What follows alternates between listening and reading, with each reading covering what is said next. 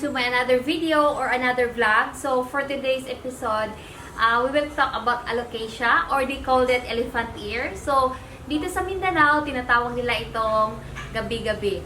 And also guys, I'm going to share with you some of my personal collection na nandito sa aking paligid ngayon. At saka, i-share ko sa inyo yung aking houseplant caretips, kung paano ko sila inalagaan at paano sila nag-thrive. So, before we start, if you are new here in my channel, I will appreciate you guys if you subscribe, like, and share my videos. And please don't forget to click the bell button para ma-notify kayo if I have new videos na ina-upload. And please follow us in our Facebook page and Instagram. So, for more details, just check the description box below. So now, the most trending alocasia here in the Philippines is Alocasia macrorizos variegated, or they called it badyang.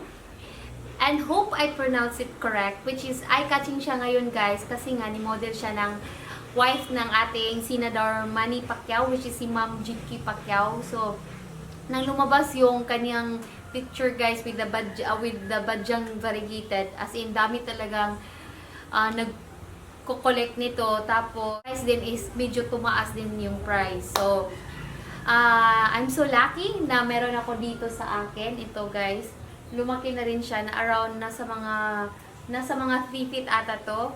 Yung sa model ni Ma'am Jinkee is nasa mga 9 to 12 feet. This one guys, yung aking alocasia is minsan I forgot to water them. Napabayaan ko minsan na i-water. Basically, this plant is easy to care and low maintenance. Pero meron akong ganito guys na maliit dati. Ang problema doon naman guys is full variegation yung leaves niya. Yan siya guys, pag full variegation yung leaves niya is lack of chlorophyll. Dandahan siyang namamatay or nalantay yung down, so eventually namamatay din yung plants.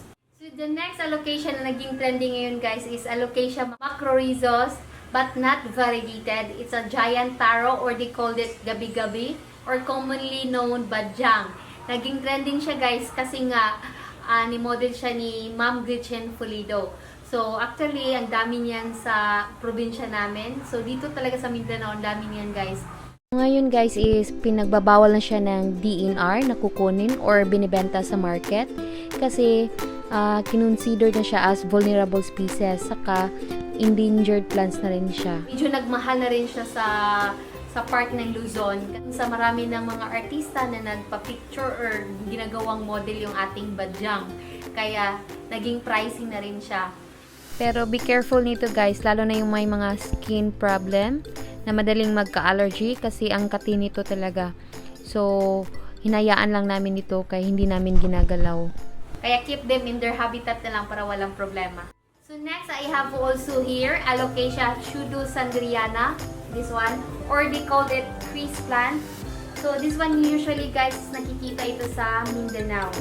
So you can check naman yung leaves, ang ganda niya guys. Kaya if maliit yung pot ninyo, siya maging ganito kalaki. And I have also here guys, Alocasia cleopolata, or they called it Alocasia green shield, like this. Ang ganda din ng leaves niya guys. So as you can see, the shape is oval, tapos ang color ng upper surface ng dahon niya is lime green color, tapos yung sa ilalim naman niya guys is light pale green color. Maganda din yung texture nito guys kasi it look like a soft leather type, kaya maganda din itong i-collect. And also I have here Alocasia heterophylla corazon. This one, di ba? Ang kapal na niya guys, napakalash na niya. Yan. Ito siya guys is nilagay ko lang dun sa labas ng bahay. Hindi ko siya dinlagay dito sa indoor. Kaya naulanan siya, naiinitan. Pero naka-net naman tong nilagyan natin sa kanya. So as you can see guys, yung dahon niya is napakaganda. Like yung color ng dahon niya is metallic blue and green foliage. So Itong variety na to is native to the Philippines, named after the late President Corazon Aquino. I have here Alocasia Hello Beauty. Look at the leaves. It looks like a camouflage. Look, oh. This variety is either family of Alocasia or family of Caladium. Comment down below na lang kung sino nakakaalam. Yan. And thank you so much sa magko-comment dyan. And next also I have here one. So this one is called Alocasia Mickey Mouse. Yan. So may bagong leaves na siya dyan, oh. And also known as money catchers. So now mga negosyante dyan, alam na this. Ano kayo, maglagay kayo ng ganito sa bahay niyo. Kasi money catcher daw. So next I have here also, guys, Alocasia Black. And I'm not sure sa ID niya yan, oh. Nakita ko din to na minodel ni Papa P. So as you can see naman guys, yung kanyang leaves nito is nag-glossy. Yung color naman niya is almost dark color na green. Ang ganda din ng ganyang leaves, guys. So yung inner leaf naman nito is nagcho-chocolate brown, taka nagre-reddish color naman yung kanyang mga veins. So paki-comment down below sa nakakaalam nito kung anong alocasia to. So next is, and also I have here, nag-iisang leaves lang siya, guys. This one is Alocasia Pacquiao. So, kaya ipapakita ko din sa inyo yung nakita ko, yung matured leaves nito doon sa garden na napuntahan ko. Yan. So, isang leaves lang to. Kaya, iniingatan ko siya, guys. Yan, oh. And, I have here also, guys, this one is most common here in Mindanao. This Alocasia scalprum. Scalprum, yes. Kaya maraming nagbebenta nito. Mura lang nito is nasa mga 100 to 120 or depende yan, guys, mga 200. So, kakaripat ko lang to kaya naging yellow yung dahon niya. So, it means na lack of water at sunlight kasi nga nasa loob siya ng box. So, kakarating lang yan, kaya naging yellowish na siya. So, I have here also, guys, na naging paborito ko na rin siya. Ito, yung ating Alocasia Black Velvet. Ang ganda nito. So, as you can see naman, guys, the stunning heart shape, black leaves, and also, guys, very thick yung kanyang leaves at saka makikita niyo man sa ilalim ng kanyang leaf is yung vein niya is color silvery white. Ang ganda nito, guys. Tapos nagre-reddish din yung color niya sa ilalim. And also, guys, if you want to keep your black velvet happy, make it sure na maganda yung soil na ginagamit niyo sa kanya. Kaya nga naging paborito ko siya kasi medyo makapal yung leaves niya. Ganda. Tapos, I have here also, guys, Alocasia Silver Dragon. Yan. Kasi almost the same lang sila ng ating black velvet, pero ang nagkakaiba sa kanila is yung color at saka yung kanyang marking ng kanyang leaves. Maganda din siya, guys. So, I bought this one from Davao. Pero, ano siya, imported to, guys. Galing daw to ng Thailand or Indonesia. So, as you can see naman, guys, napakaganda ng color ng leaves niya from the light to silvery green. Tapos, yung heart shape na kanyang leaves is almost the same with the black velvet, pero yung veins naman niya is dark green color. So, yung lower part naman ng kaniyang leaf is nagre-reddish yung color, guys. So, opposite sila doon sa black velvet natin. Water requirements, guys. Yung Alocasia natin is require consistently moist soil. So, huwag niyo siya hayaang ma-super dry yung kaniyang soil. Dapat enough ang water na nabibigay natin sa kanila. Papansin natin, nag-yellowish na yung kanyang color ng tip ng dahon nito, like this. Yan.